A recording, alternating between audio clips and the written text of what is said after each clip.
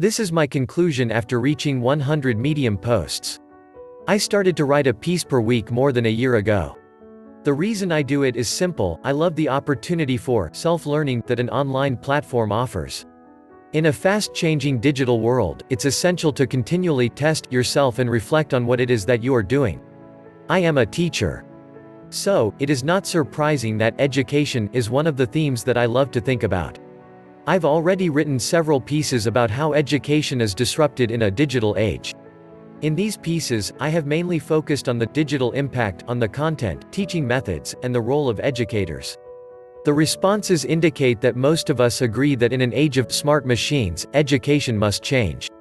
In particular, soft skills and creativity become extremely important. Jack Ma, founder of Alibaba, for instance, made it very clear recently during the World Economic Forum that we must teach the next generation to perform the tasks that technology cannot do. He was referring to art, sports, etc. We should focus on building a skill set appropriate for an automated world where humans will add value through imagination and vision. I really believe that education must change. But I have come to realize that something is missing from this narrative and that there is a more fundamental problem that needs to be addressed first. We don't teach our students the capacity to self-study and self-learn. Too much education today is proceduralized and standardized, and the inevitable result is that students expect and even demand to be spoon-fed. Of course, I understand the upside of having stringent processes and standards in place. We try to guarantee a certain uniform quality. However, the unintended downside is that we have programmed students to learn in a predetermined way. In general, everything in teaching focuses on the reproduction of knowledge in a test. The result? Students want to know which pages of which textbook they must read to succeed. And these pages should directly match the content of the lecture. Otherwise, there are complaints. Most importantly, they want to know what kind of exam questions to expect.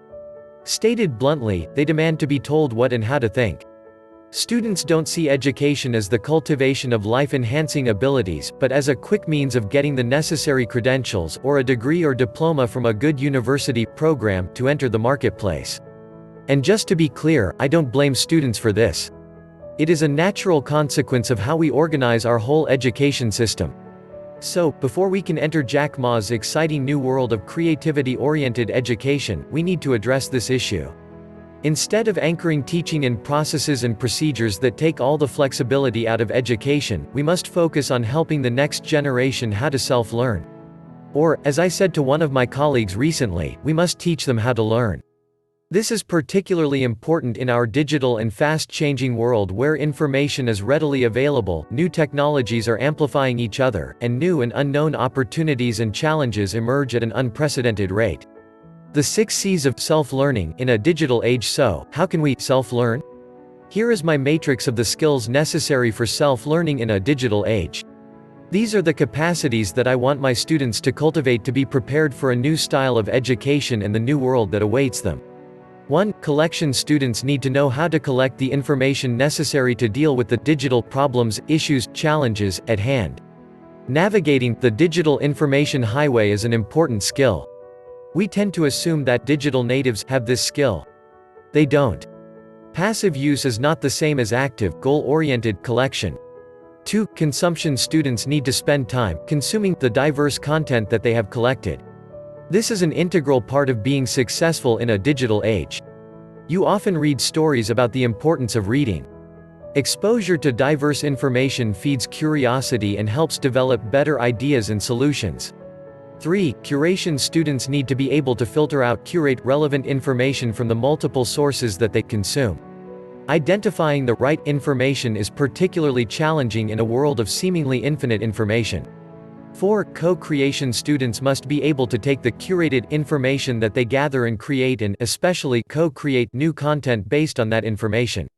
The creation of new content helps build a unique and focused skill set and develop a personalized brand. This is particularly important in the modern workplace where traditional jobs are disappearing or, at least, being transformed. Think gig economy, and the idea of lifetime employment is a big turn-off. 5. Communication. The communication of content is essential in a digital age. The ability to communicate solutions in a clear and persuasive way is at a premium in a world where just following the traditional method of operating just won't cut it. In a world where solutions are not obvious, the ability to persuade others that your answer is best becomes crucial. 6. Correction. Finally, there is the capacity to reflect on and incorporate feedback, and iterate solutions. This final step refers to the ability to adjust and correct constantly. Again, in a fast-changing digital environment, the ability to adapt to new information or circumstances becomes essential. A never-ending process of learning. What makes this collection, consumption, curation, co-creation, communication, correction model so different from the current curriculum of schools is that it isn't about instant gratification, the reproduction of knowledge, or measuring success by grades in a test.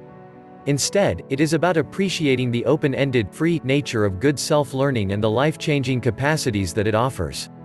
Of course, it is more difficult both for students and educators, but the new possibilities that are created are endless.